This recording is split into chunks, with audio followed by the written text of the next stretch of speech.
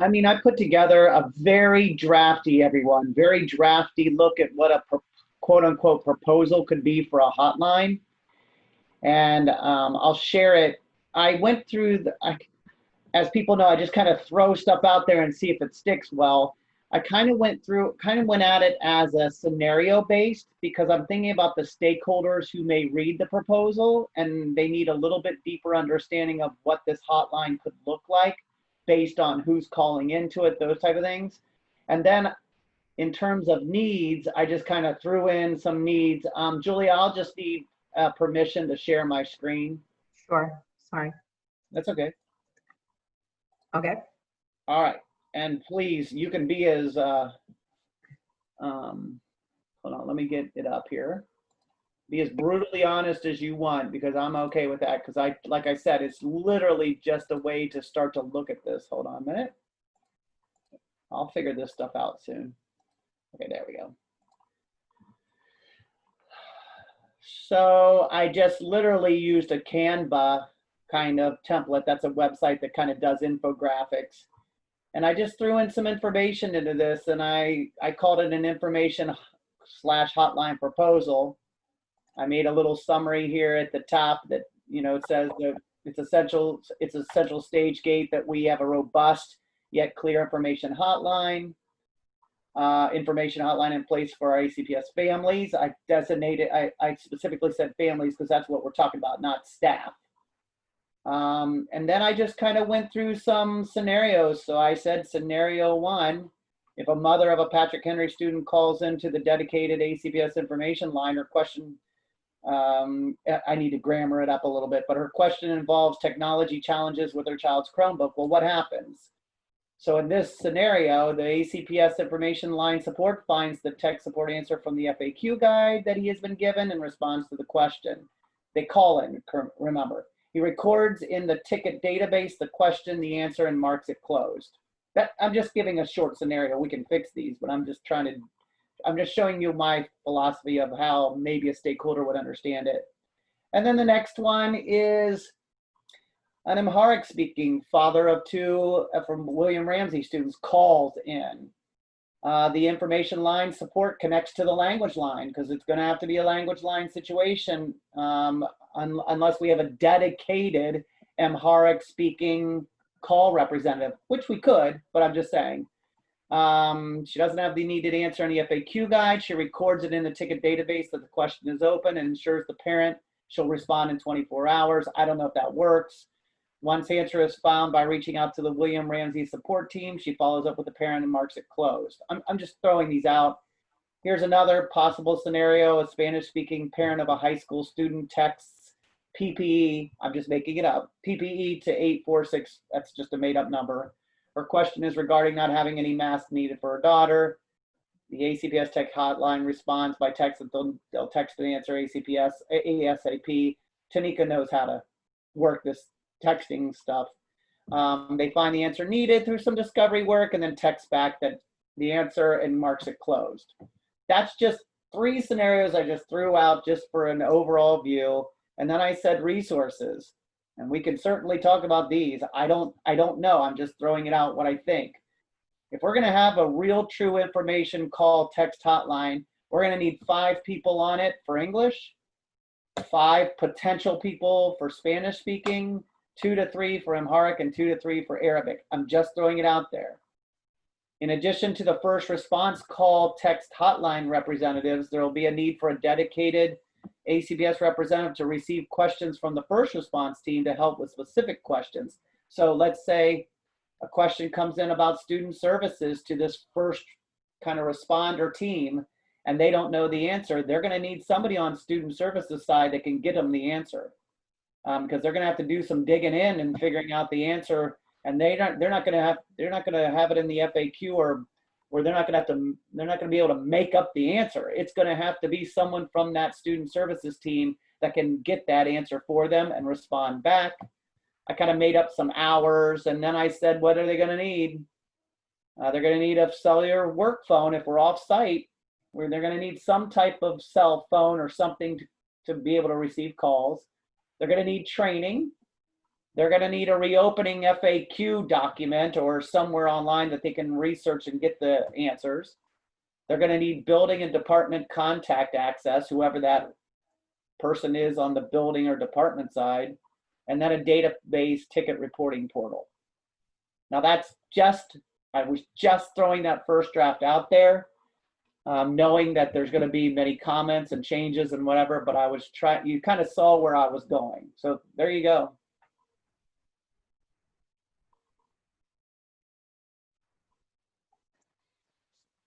Would this need some sort of platform to manage ticketing? Yeah, I said down here a database ticketing reporting portal. I guess Sorry, I that's, missed that part. no, that's okay. I figured that we're gonna definitely need that. Now, a simple way is to do a shared Google Sheet. But if we want to do something a little bit more, you know, clear, Delana, you know how those portals look a lot better than just a Google Sheet potentially. So there could be a potential cost to put some type of system in, a ticketing system. And I know that Tanika has mentioned that our tech services has something that they use. We could potentially use the same type of system that they have, and maybe they have a license for that. I don't know.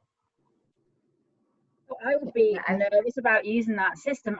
I know that transportation used that when they had, do you remember, when did we have, oh, when we had all the transportation changes, and we were just originally using the 2 phones, and then they put in the hotline that that IT had, and maybe it was the management of it.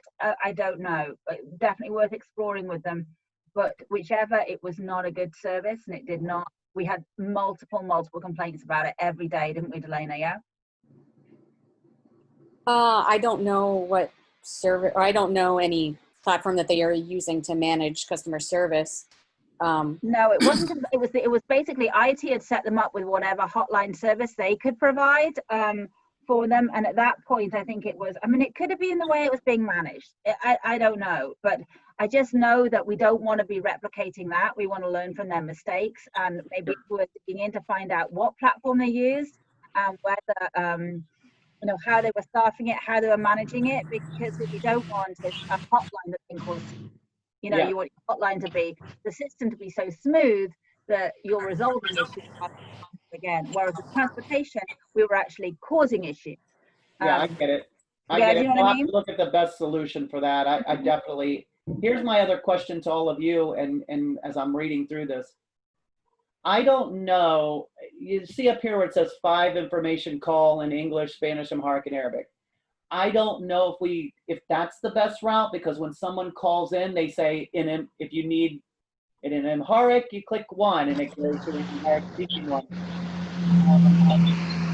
I don't know if that's the best solution, or if it's just a couple, 10 people in English answer and they connect to the language line. I don't know the best solution there, because this is obviously all new. So I don't know if anybody. I do have my hand up if someone's watching. I can't see it, so go ahead. Yeah, I think. I don't want to, is it okay? Okay. So one thing is there's something that we use in schools called School Dude. And I know it's a system that we use to track when we want work done, but I think there may be a component in school. I'm just thinking use something that we have and may not have to pay more. There's a component in School Dude that might be able to capture these tickets, this idea of tickets. So maybe, I'm not sure who to, either facilities or the tech services people, to see if how to turn on a component of School Dude that might capture this. Then also, as these lines become open during the school year, I don't know if we're expecting our staff to go in, our office staff to be on site, but a lot of the questions, they'll call into the hotline because the schools are closed. But if there's a way that sometimes they can call in the hotline and that first person be one of the support staff, if we can even have them work, whatever, be the support staff to refer it, because a lot of the questions can be easily asked within the school. Do you know what I'm saying? Yeah, well, If we can assign. I want to address that, because I think we did talk about that. And, Okay. you know, my concern, and we can certainly bring this up to HR, but we shouldn't be answering staff questions. It's too complicated. That really is a HR function. I mean, if they wanted to have a team dedicated that works on our hotline, and then they can do that. But I think that having those are really I apologize. I Mhm. apologize. I didn't mean staff. I meant students. So Oh, if it's okay. staff, you're right. Oh, Yeah, I yeah, apologize. If it's staff, you're correct. yeah. Okay. But I was going back to the student piece, like Yeah, calling I- them. So I yeah, I'm think, sorry. that's fine. I think we'll have to look at that also, because I think a lot of the information that we are going to be gathering is to share is going to be a lot more general. Students are going to be calling about very specific questions about the grades or a class, or I mean, that is where their teachers have to really be the main contact, and of course their counselors. A team at the school really has to do that. I think if a student wasn't getting through and they wanted to, which I hope not, that would be terrible, that they couldn't get in touch with their teacher or the team at the school. But I think they really are the ones who have to manage that, because the specificity of the questions will be not anything that we can handle. I think what we were hoping for the hotline, and Kurt and Tanika and Krishna, you can chime in about this. I think the hope of the hotline was to make sure that families knew where to get information, to help them navigate. If they weren't getting help, that we would be able to sort of help them figure out where the next steps are. If they weren't sure where to go, that we could point them in the right direction. And so I think the purpose of the hotline is not really to help students with their individual needs, and definitely not staff. So I also see there's some other questions, and I see that a couple people have their hands raised, and I'll get to you in just a second. But there was something on here that I wanted to address.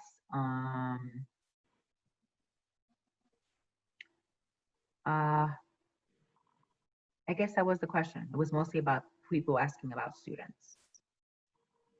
And I think that, what we could do is equip the hotline to, if a student called in, then we'd have to have, again, we want to have a contact at every school that's a designated person.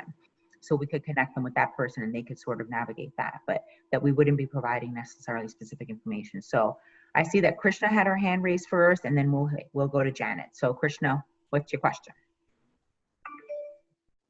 So it's not a question, it's actually a comment. So as someone who have been not only working to build this parent information line, and also working on the trenches, answering some of these calls, I mean, I can tell you from firsthand experience, some of the staff will actually call us to ask us how to support families. So that's the other part.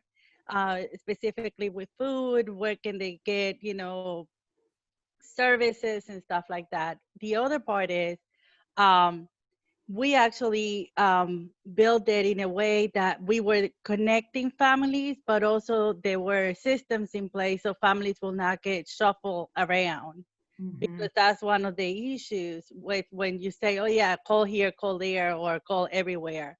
I gotta say that when working with Spanish speaking families, it is not as easy as it sounds, right? So sometimes it will take me 5 minutes or an hour to help that family who didn't know how to do it, connecting them. So I just want to put that out there because 1 minute, Krishna, to address both of those. The first one is, I think this actually helps with the staff issue, because there's a specific number that we could tell staff, please have them call bop, bop, bop, and they'll get that answer unless they're the ones doing the connecting back to the parent.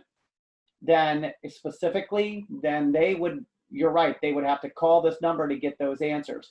The second one is, yeah, we don't want to shuffle, but we're hopeful that these first responders would be able to give any kind of, normal kind of consistent FAQ answers. And if they couldn't, we're not shuffling. We would tell that parent, we're going to get you that answer. And they would have to then, the representative would have to go out and get the answer and come back and respond to that parent. I'm sorry, but I just want, so one of the challenges that we encountered, and you were part of it, right, Kurt, that we were like calling department and say, who is your contact person that can help a parent with a question with math or, with EL? We just couldn't find that Why we need person. specific people in place in each department and each building.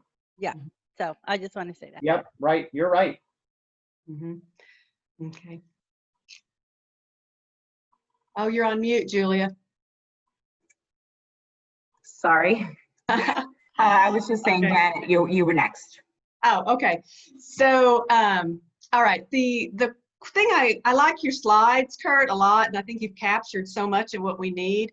And I guess the only recommendation I might make is that if we could sort of somehow put our guiding principles or driving principles up at the front, because, you know, to me, I think in this time of crisis, what you want most is a live answer. You know, you want to get somebody answering that phone. And I think my experience in talking with, you know, community members is everybody navigates ACPS by capturing people's cell phones or, you know, their backdoor phone number, and they work their way around. So, or they're, you know, or they're connected to Face and they've got their person in Face and they know how to reach them. So, so if we just stayed up front that we understand, maybe we don't have to say this, but we understand the idea about school-based, but the guiding principle is if somebody dials that hot number, they can talk to a person, Okay, even for just a second or two, to say, we're going to call you back in 24 hours. got But it. I want the people that see this to understand the driver. Yep, thank And you. and I'll just address that, Janet. I have the same as we discussed when we were in the group. I definitely don't want anybody calling and getting a voicemail. That's one of the Right. concerns we had about the schools and of course departments, which is why we talked about, which Kurt shared about having sort of this database, you know, antiquated system, of course, because it would be great if we had a technologically advanced system where we could put this stuff in, and they are available, but we don't have the time really to build it. It takes time to build those systems. And we can think about that for the future. But in the meantime, we'll have to sort of use spreadsheets and other things or databases as Kurt talked about. But the idea is that the hotline would be active during a certain hour of the day and that people would be picking it up. The schools, if somebody called the schools, that the school would be able to always reach somebody on our end, right?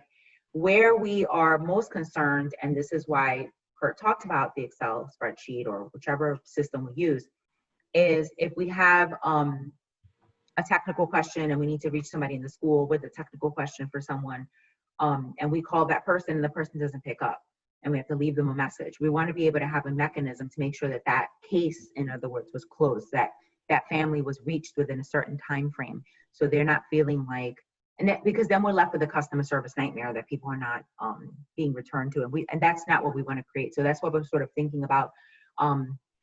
And Curtin sort of talked about the different trees, the different scenarios that we would have to sort of think about with this hotline.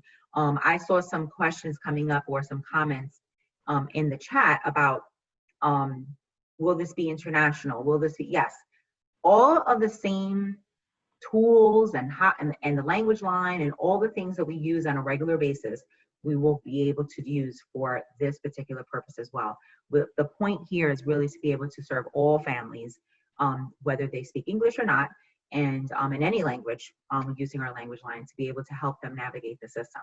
We don't want them being shifted off somewhere and then not, being left to try to figure things out on their own.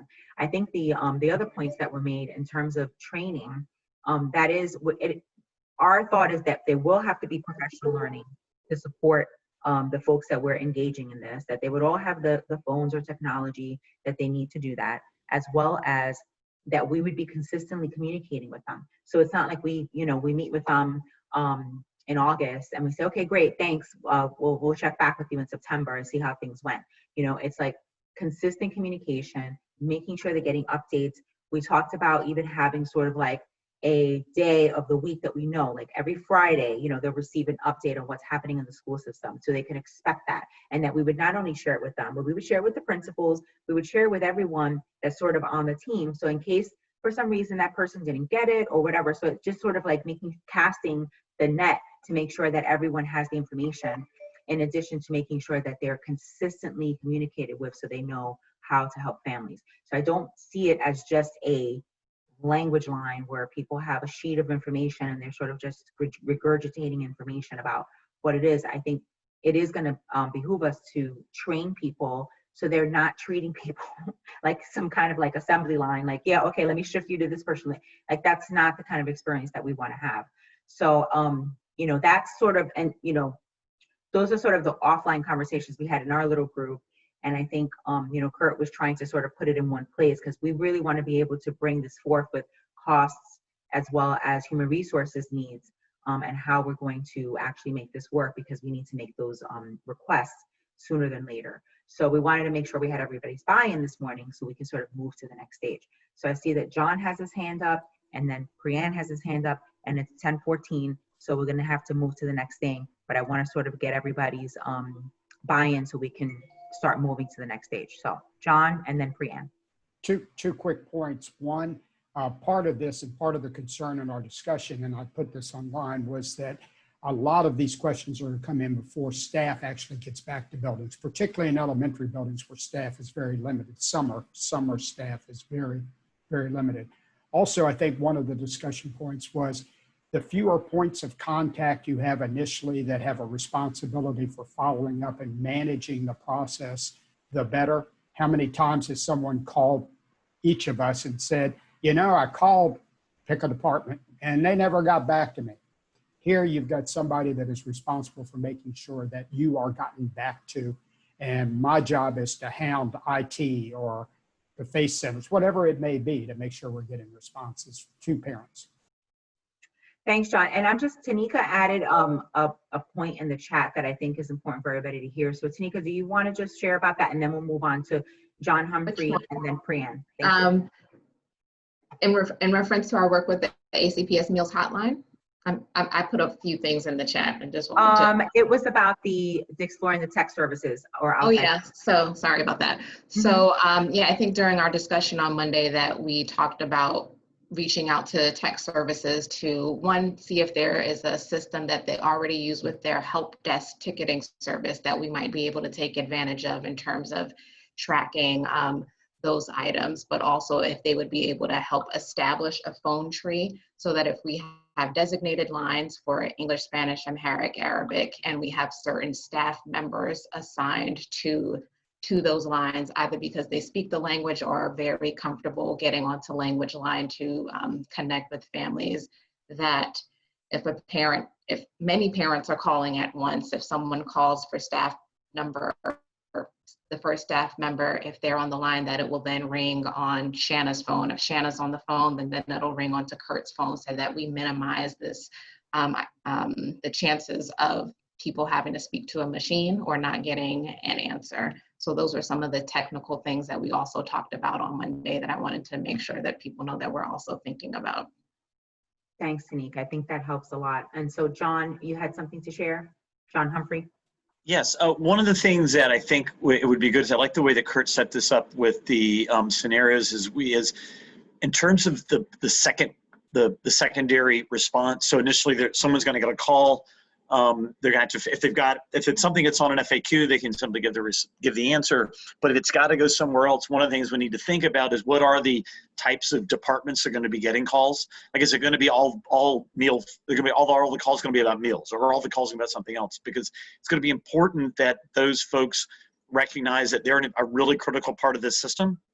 You know, if it's always going to one department and that department isn't really prepped and they don't really have the same sort of customer service orientation and training, then that the system's going to begin to sort of collapse, because people won't be getting the responses they need, and it's going to come back and burden the system. So I think continue to kind of vet out the way that Kurt did, I think, is a really good way to think about that, so we can identify which departments really need to be pulled into this, and know that they're going to be an important part of the backup. But then thinking about what the role, really critically, if you've got that Arabic speaker on the line and you've got a staff person at ECPS who's providing the support, they may not have that Arabic language capability in that office. And so one of the things we've got to think about is, does that person sort of stay on the line with them, just continue to translate? Do they, wouldn't be professional translators, it'd be someone who spoke both languages. or you're going to bring language on in. So there'll be some additional protocols we'll have to think about once we're getting beyond the FAQs with regard to language access. Hey, I also, John, yeah, one go ahead. thing. This is a major question for me, and I'm sorry I'm making it longer. Yeah, go ahead. My philosophy is that they never get to talk to that second person. So let's say someone calls in and has a question that they can't find right away. That first responder is like, it's not in the FAQ. They do not get, the caller does not get transferred to the building level or the department. The first responder says, I'll get you that answer. I'll be back with you. And then they do all the digging in with that person, not the caller. So then the first responder calls out to the department and says, I need an answer on this. Can you get me an answer? They get the answer. Then they call back to the caller and say, I got you the answer. Here you go. So that there isn't a lot of transfer to multiple people, I guess is the right way. See what I mean?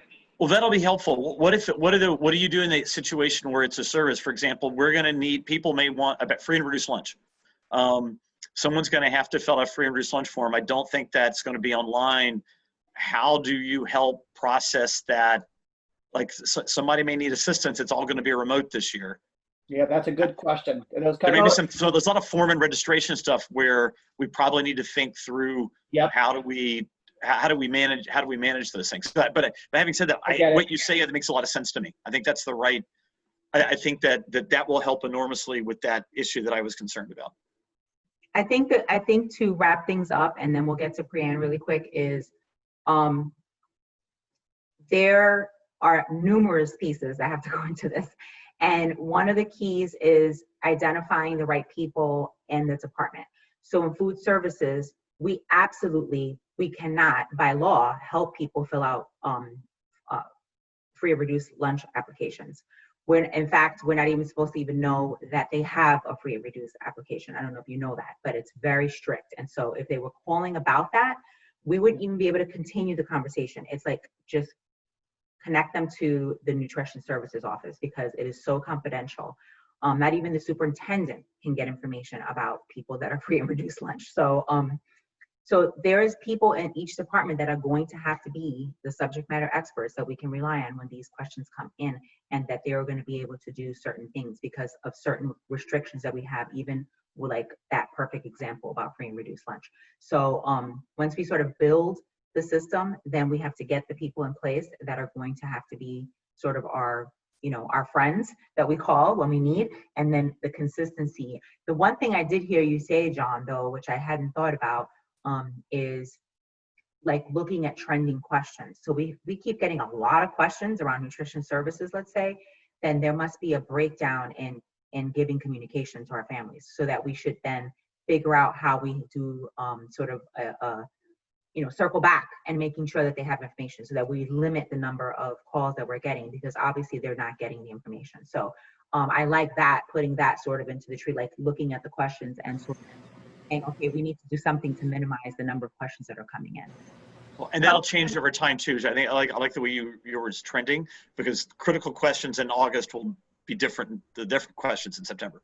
Exactly, and so that's sort of the work that we'll need to do every week. And so, like, let's say, for instance, if we were giving our Friday update, I'm just saying Friday. I'm just making that up. I don't know if it's where we land. But let's say we give a Friday update. We can say, like, many families are calling us about nutrition services and they don't know about this. And so here's some links and places where they can go, whatever, so that way they have that. So we can sort of fashion our updates with things that we're seeing that are issues.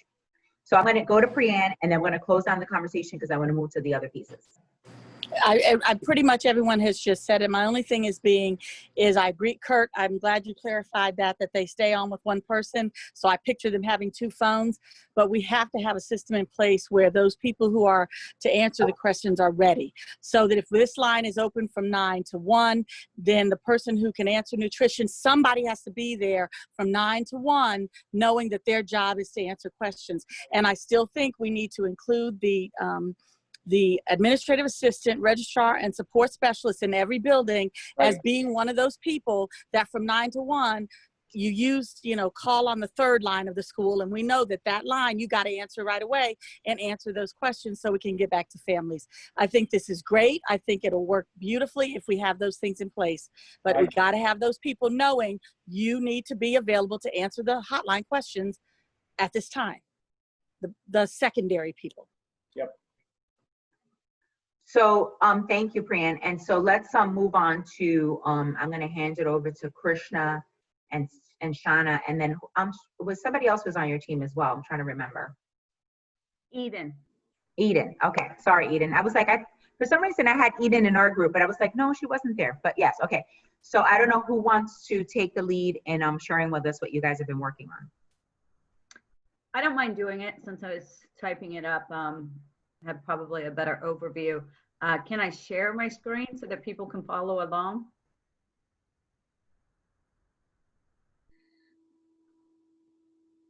Let's see if I can find it. Julia, you're mute. Sorry, I was saying that I left it available for anybody to share. Okay. So I've got to find where it is. I don't know. I don't have it open anymore. Yes, I do. I'm sorry. Now if I can share my screen, I apologize. Okay, here we go.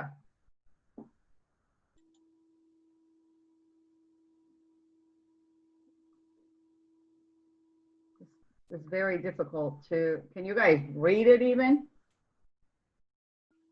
You may on your end have to increase the size by using magnifying glass and then making yours. Okay, so we, do you see my screen? Family and community engagement? Yes. Okay. Yeah, we do. So the summary topic, we just have family and community. Shanna, can you get rid of the change account? You're currently signed in because it's blocking some of your, can you just hit okay? All right. So we took this definition here from the policy on what family and community engagement is, and it is a shared responsibility for schools, out-of-school programs, and families, and it involves partnering with families to support student academic success and social emotional well-being. Our criteria for success is that family engagement is ongoing, goal-directed relationship between staff and families that are mutual and culturally responsive. We will ensure all tools, information, and resources are accessible regardless of the model of learning we choose. All families have knowledge of school system decisions and are provided opportunities to give feedback. Families are aware of supports available from the school system and know who to contact in order to get the support and information. And all student subgroups within different demographics are being engaged through strategic outreach. That's how we will know that we're successful.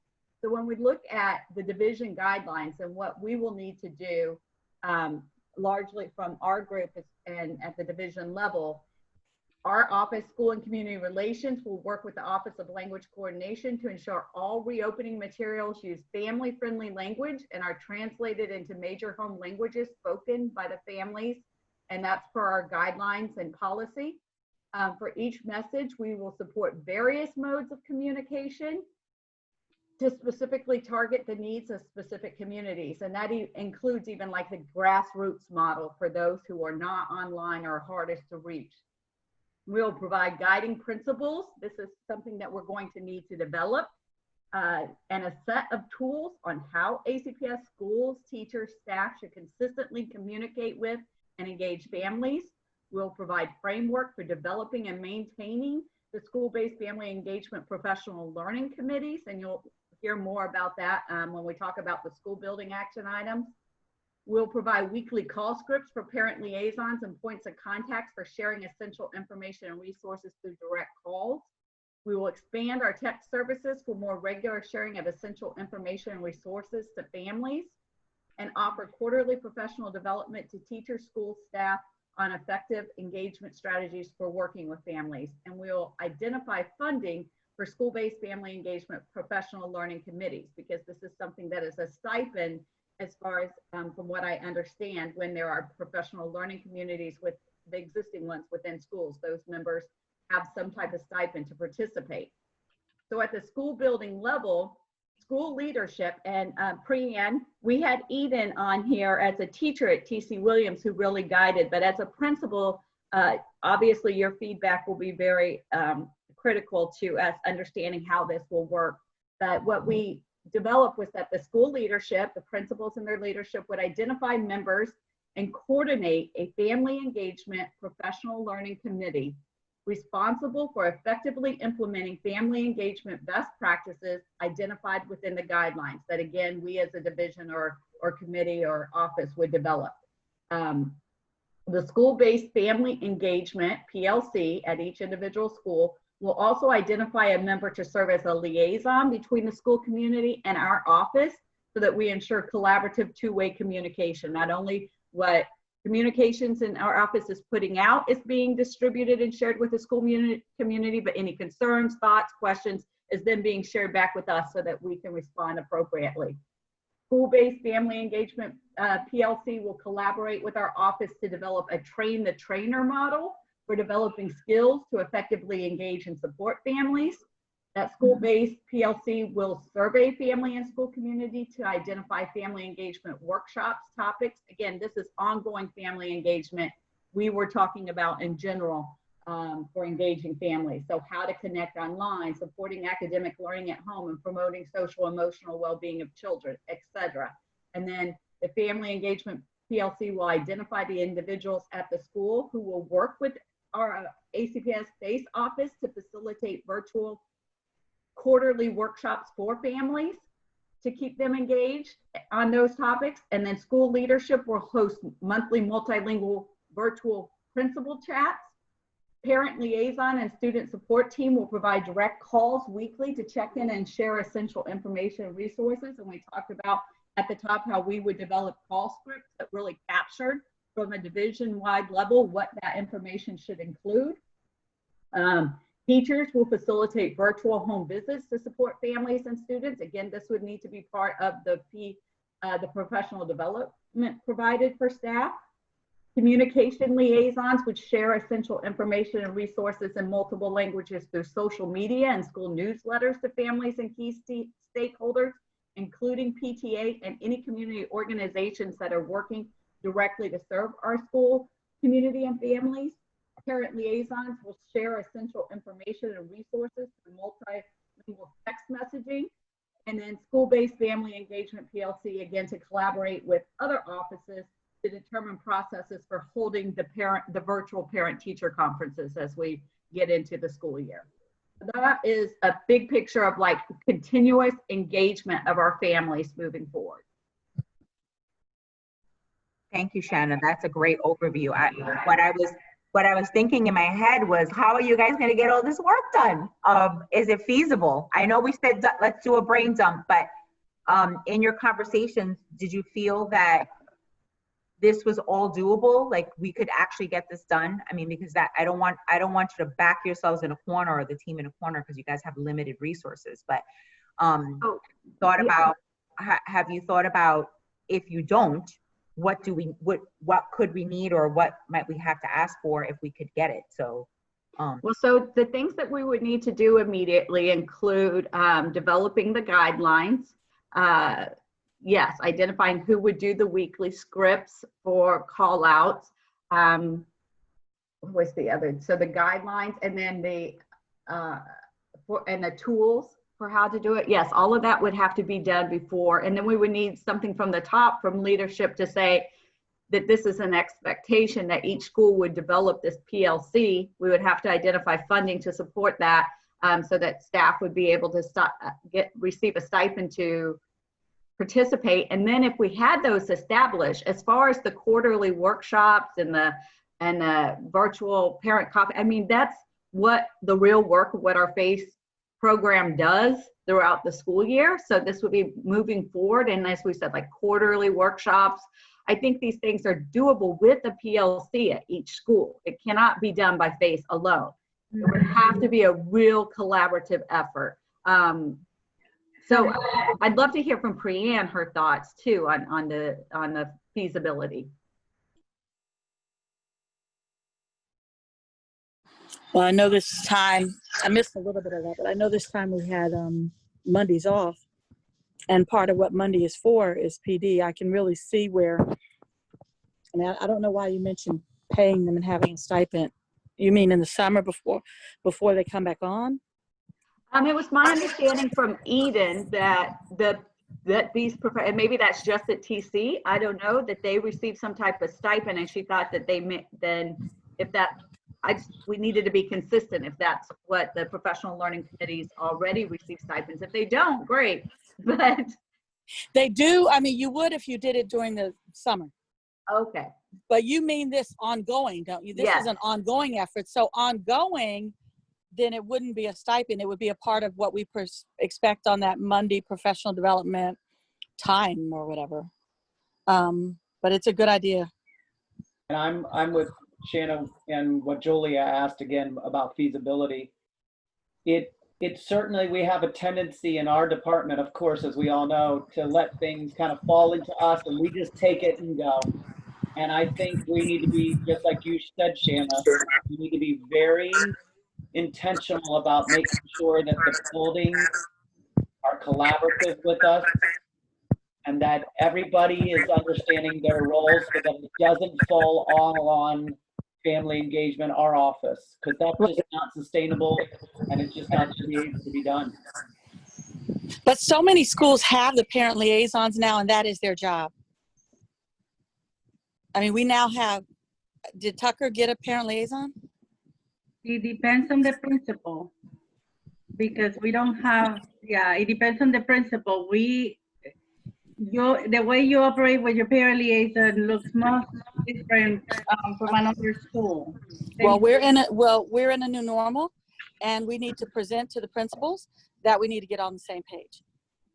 Every parent liaison at the schools that have their job, what they do during the year is these parent coffees, this communication. Okay, so we need them, and we need it to be everything we're doing now. And we as principals agree, we're trying to be ACPS and not school specific.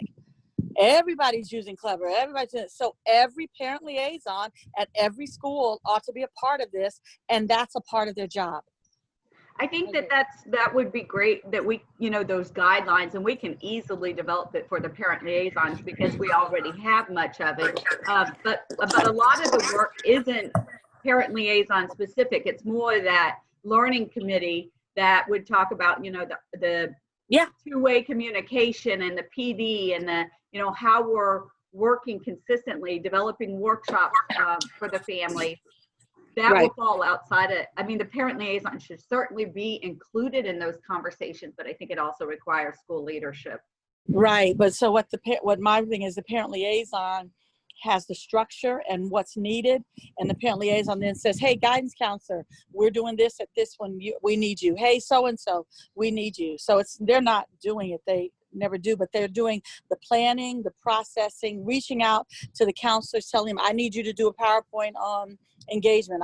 Parents are asking about this. I need you to do this. They're just the ones, facilitating, and they're reaching out to the people in their buildings who they know can do the job.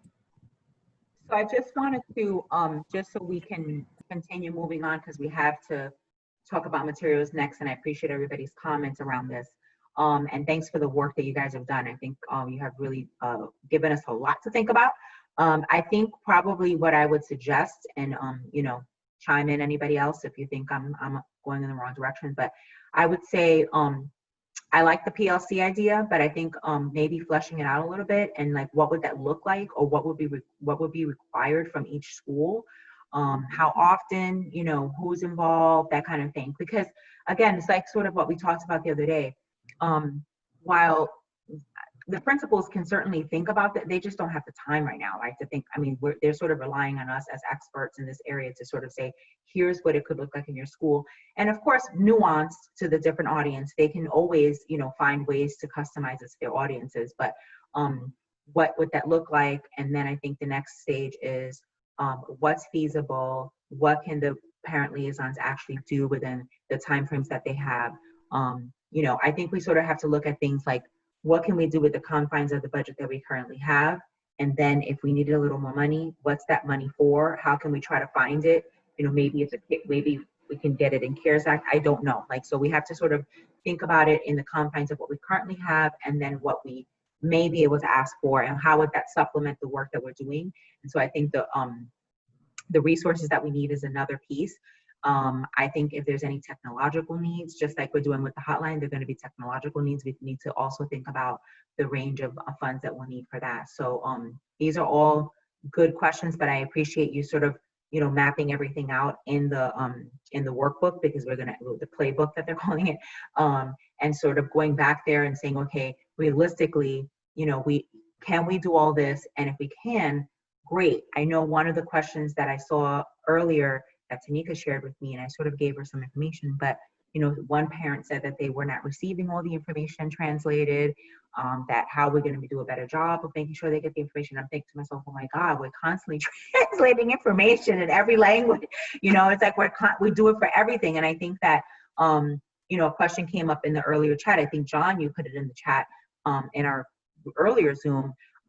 You know, we have mandates from DOJ that we can't post things unless they're translated. We can't put English and say, oh, we'll deal with the other stuff later. Unfortunately, it's not something that we can do. So while everyone wants us to hurry up and put the information on there, we will get in trouble if we do that. So we're anxious to get the information out there. And we know that most people that are reading English or listening in English are going to want to read it. But we also have these confines, and not a lot of people know about, and I'm happy for Helen or Delana to sort of talk about that, because they know what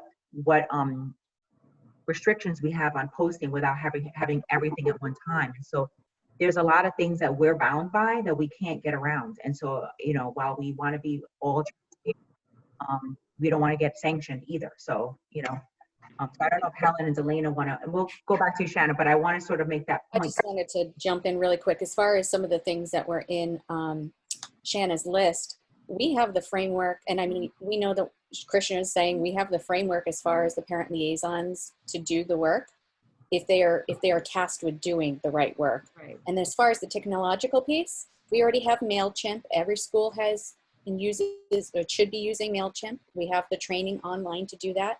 Same thing with the website, same thing with, what was the other piece? Social media. And we pay a stipend for social media. And Priyan knows this, although Priyan is blessed with Aaron Davidson, who is like a godsend. But, you know, every school is provided this opportunity. So the framework is there, the training is there. It's just a matter of it being utilized consistently, comprehensively across the district. So, and I just want to go back to Julia's point that she was talking about as well. So around these mandates that we have for, you know, translation and also, you know, captioning to be ADA compliant. You know, we're very, very conscious of the ADA compliancy part, because every division around us has had some lawsuit. We have not yet touched wood somewhere.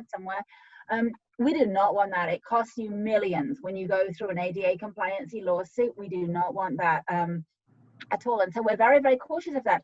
But what it does mean, and what I'm going to get to with the materials, is that we have to back up all of our content to make sure that we have built in that delivery timeline for translation, for ADA compliancy captioning, so that when we deliver, we've already pre-prepped and pre-planned and have that and know exactly what date we're going out on or can go out on.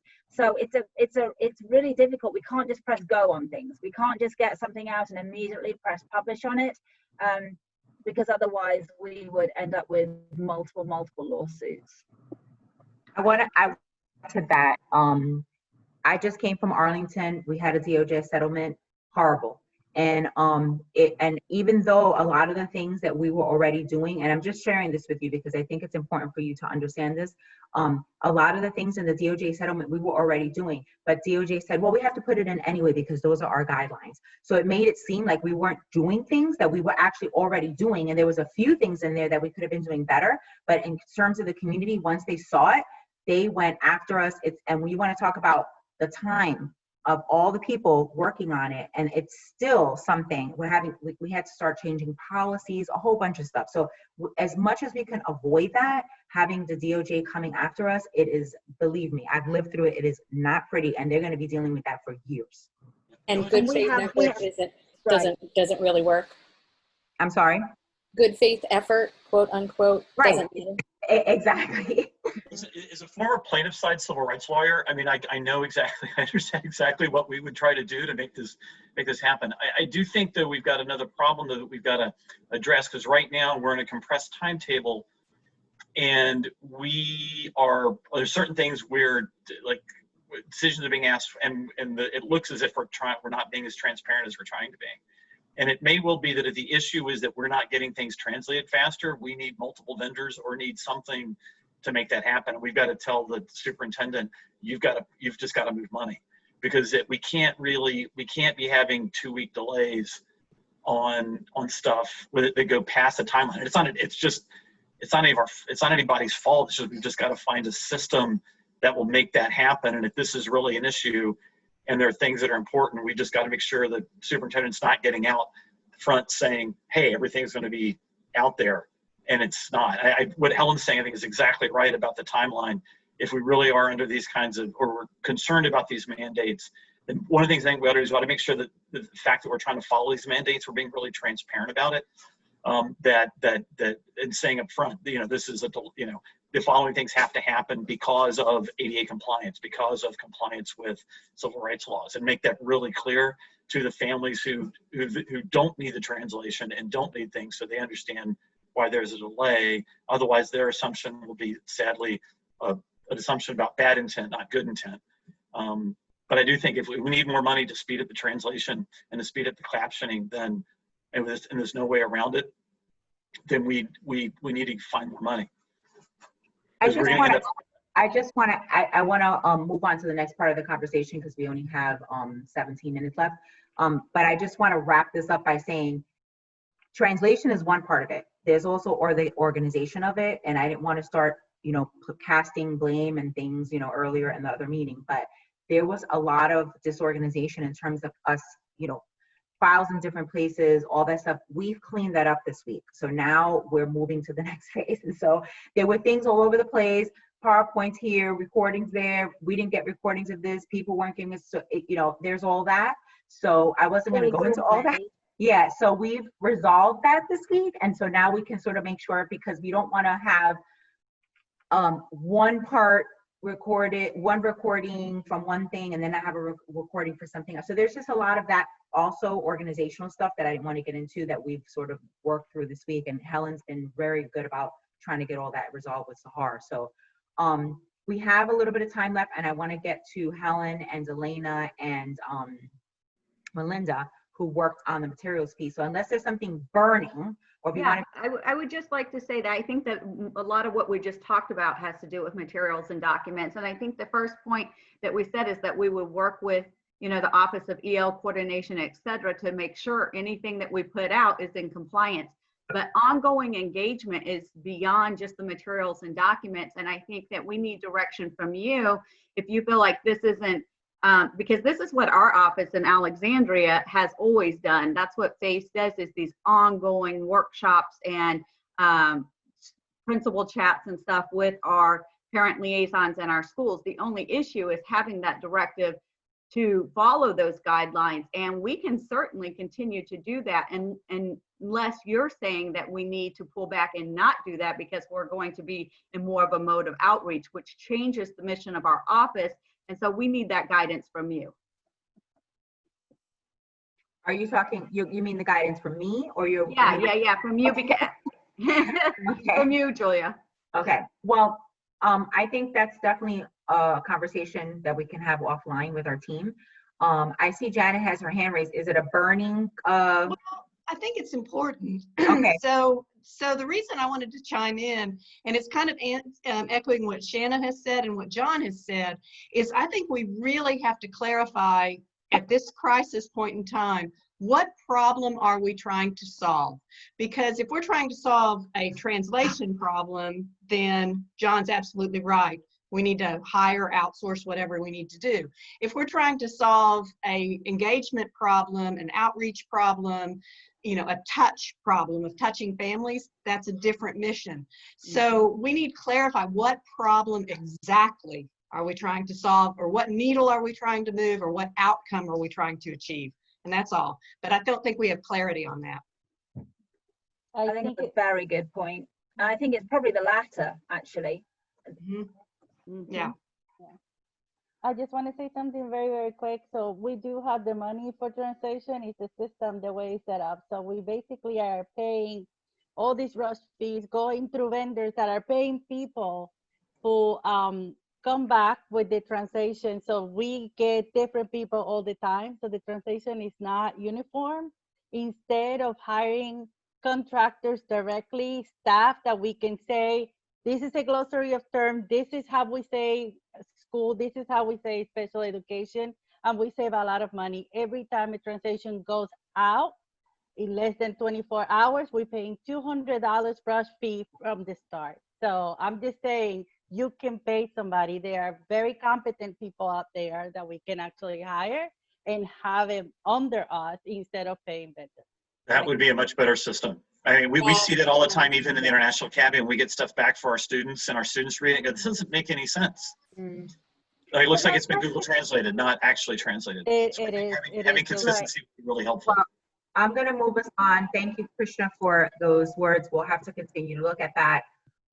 You know, obviously, always, you know, FTEs are harder to put into the system than vendors, and you know that. So that's always the critical piece. Helen, I'm going to let you and Delana and Melinda take us to the next phase so we can finish out. Yeah, so thank you very much. So honestly, one of the things that we originally started with, Delana and I, was our deliverable timeline. I think that is critical. I'm going to come back to that in a minute. That's at the top of the document because it is so essential, and it is something we're going to have to work with all of the other members on the cross-functional planning team, including particularly a superintendent, to make sure we're getting this content that we do need to be able to create these materials on time. Let's park that and come back to that in a minute. Let's go down to the content and the materials that we think we're going to need. And please chime in, because I will confess that Delana and I had such a busy day with the staff chat yesterday, and we were inundated with FAQ content that we didn't actually get back to this. So this will be something we'll address again in the next couple of days and finalize. So we had two audiences. We have our staff, and then further down we have our families as well.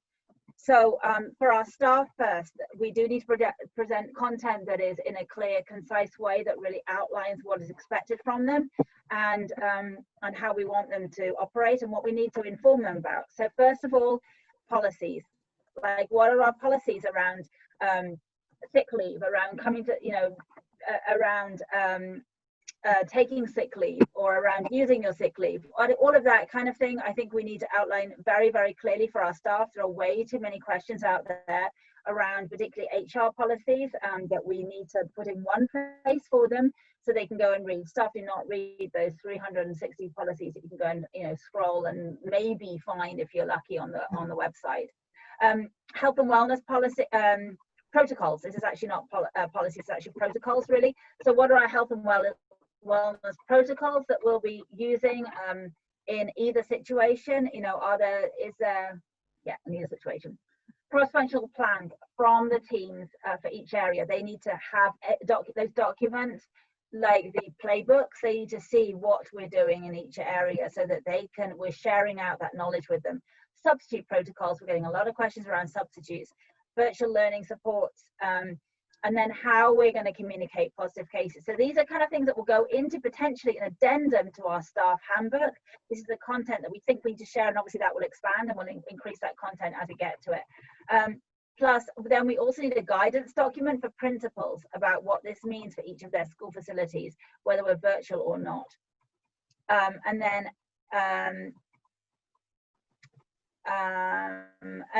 information about how we're going to deliver this. So I can't remember what I put in that. I think that's probably like, I don't know, chime in, Delana, if you think I'm missing something. I'm going to move on. So families and contents, again, we've got our topics of content, and again, that will change, but we've just kind of roughly highlighted some of the content we think we're going to need to share. You know, health and wellness policies if we're hybrid, and if we're not, what does it mean? Sample scenarios, how we'll communicate positive cases, how to write a bus, arrival dismissal. A lot of this is based on hybrid. So what we decided was we need to basically have the model decided pretty quickly for us. We need to know what model we're moving on, because what content we're going to deliver and what materials we're going to deliver really is dependent on the model that we decide to go with. So how we deliver this virtual, you know, obviously you have your website breakdown, and we start to kind of do a website map of what we need, because it will change. ACPS at home will need to change, and the design of it will need to change once we start to go back to school. We don't need all the background planning content, but we do need to see what is relevant for staff and what is relevant for families right then. Other content, we're going to need a mailed welcome pack at home, and I think that's probably so certainly if we're virtual, and also if we're hybrid, we're going to need that in some languages as well. A one-page flyer about what does it mean and how to access the COVID handbook online. And we're going to put the handbook online only so that we can adjust it as we need to go through and as there may be changes. We won't be printing that content. Mailed info for particularly for pre-K to 2, but we might be getting Chromebooks for the first time. How to access them? What does this mean? You know, if you're just given a Chromebook, what do you do with it? Where's the training? How do you even like open it? How do you turn it on? Teachers and class schedules. We're going to need to share about information about where to get help. That could be the hotline info, but I think it's also help desk as well for technology. And what to do if you're having technology issues, as well as if you've got other questions. So we're going to need instructional videos on how to access technology, online classroom materials, content for Zoom sessions, particularly Zoom sessions that are stored maybe after the event. All of that is we're going to need some instructional videos as well as instructions for our families. We know that some of them don't read in their own language, so we need to make that really, really simple. Visuals for social media graphics, obviously. We also need a postcard, we think, with a quick summary of where to get support that goes out to all families. You know, mailing a letter, mailing a large packet doesn't always hit the spot, so we think we need a postcard to follow up on the a mailed welcome packet, to say, just making sure you know exactly where to get access to information if you need it. We'd have to work with the well, the city sends out postcards, but they often don't like to put our content on. They might put our website address on, but that's probably about it. But it's always worth asking. City website, we can definitely have a page on how to enroll, how to get access to information with links to our sites, and then fact sheets. We're going to need obviously fact sheets for various ideas that we can then post and also mail to families on. For example, if we're seeing lots of questions on, you know, the food access, once we open schools, that'll need a fact sheet, and we'll need to do that as a mailer. We put together lots of ideas. I have been trying to work with Gerald and Candice and Nathan around TV lessons that are aligned with the curriculum. I've been trying to do this since May, I think, so that if we do have a full virtual program, you have a TV lesson aligned per grade level, 3 per subject each week, so an English, a math, and a social studies, so that if you miss a class or if you feel you haven't got that content, you can go back, or teachers even can see an example and a sample lesson. We're still working on that. There is funding, but it's not yet been, we've not yet had the green light to start it. And then a hybrid was obviously need different information. We would need to package this as, this is the information you need to go virtual.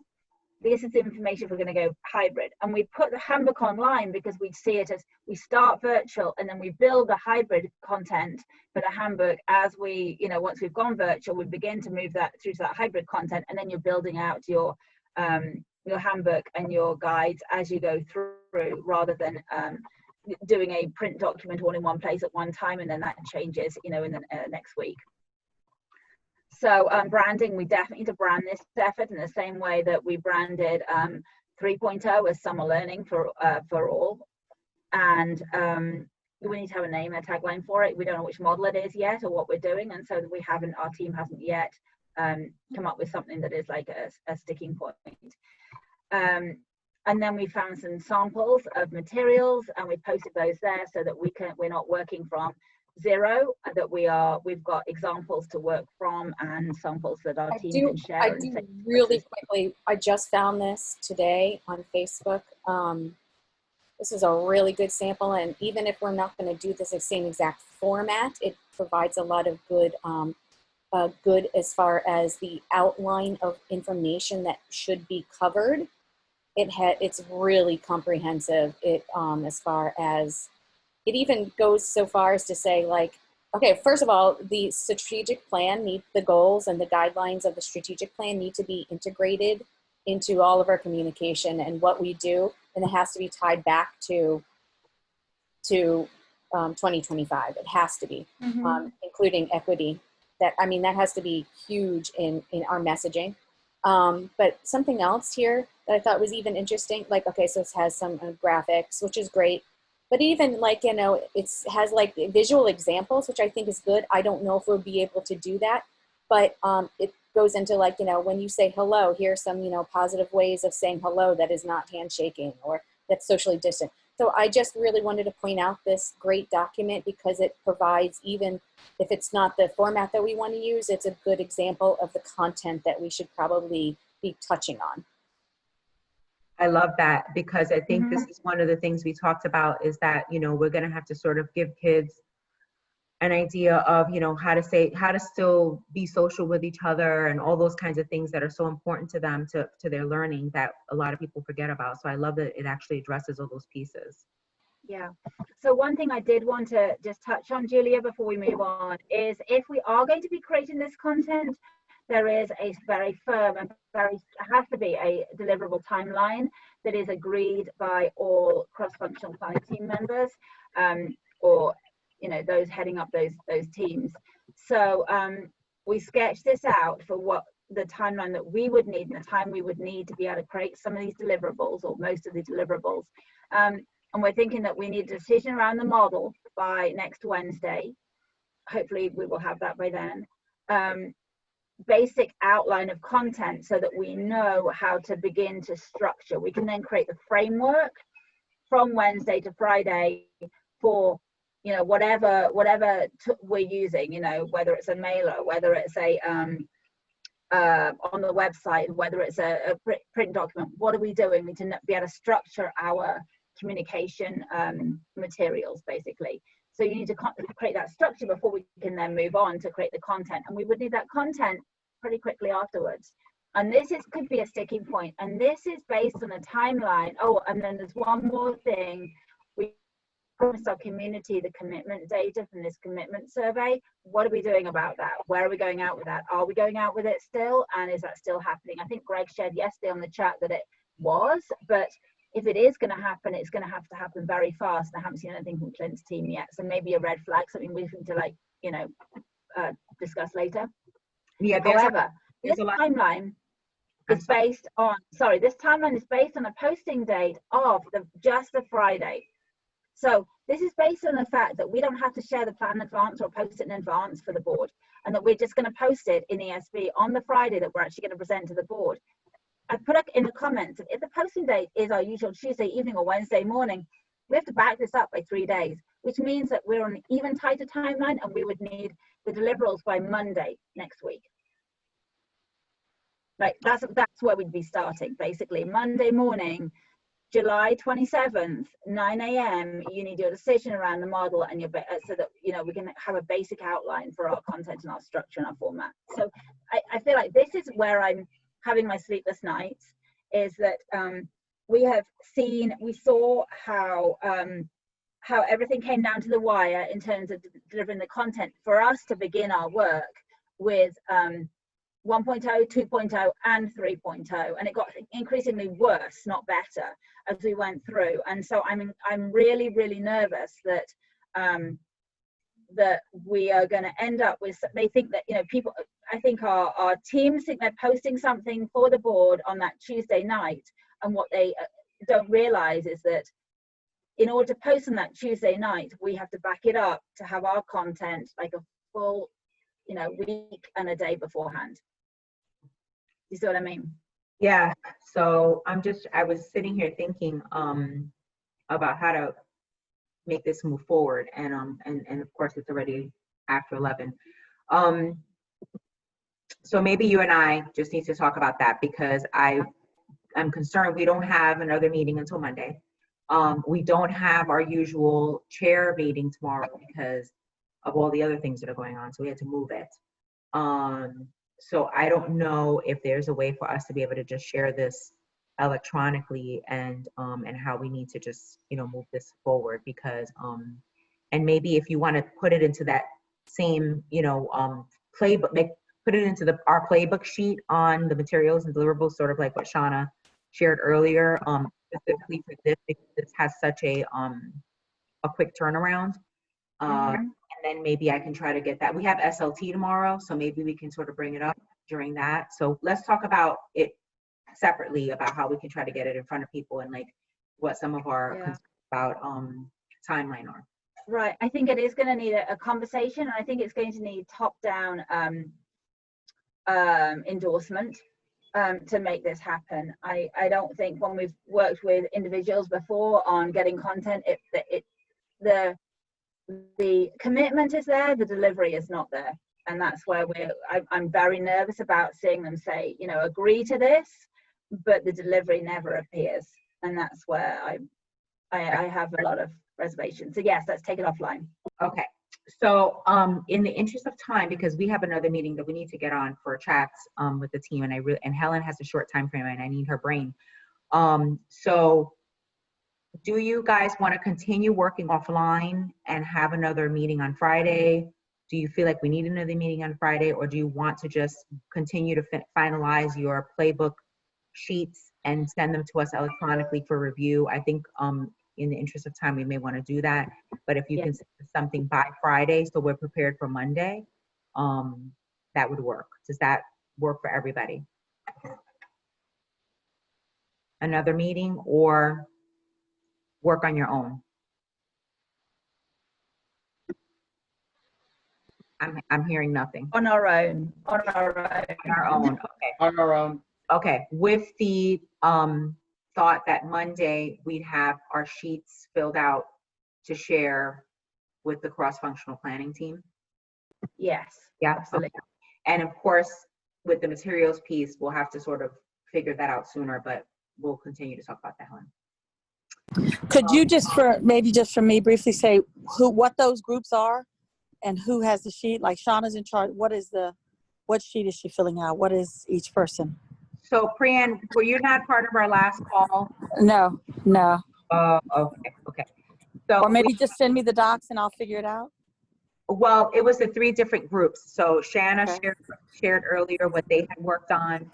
And then of course, what Kurt talks about with hotline. So whichever one floats your boat, whichever one you want to work on, you can reach out to either Kurt or Helen or Christian and Shanna, and whichever one you want to sort of chime in on. Okay.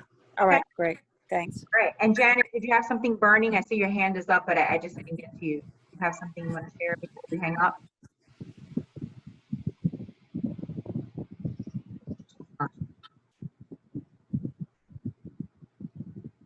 And oh, she's on the phone. Okay. All right, well, we'll hang up then. Thank you, everybody, and we're going to jump on our other